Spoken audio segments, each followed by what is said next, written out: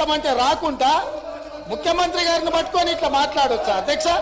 అందుకే నేను ఒకటే మాట అడుగుతున్నా, మీరు ఇవాళ చర్చకు సిద్ధమైతే పిలువుండి, మీ పార్టీ నాయకుడిని, మీ సభాపక్ష నాయకుడిని చర్చ చేద్దాము.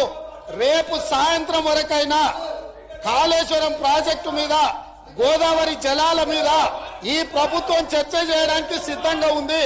పారిపోయి ఫామ్ హౌస్లో వండుకొని ప్రతిపక్షాలుగా బాధ్యత నుంచి తప్పించుకొని మీ అవినీతి బయటపడుతుందని, కాళేశ్వరంలో మీ దోపిడీలో జైలుకి వెళ్లాల్సి వస్తుందని కేసీఆర్ ను చంపుతారా అంటారు.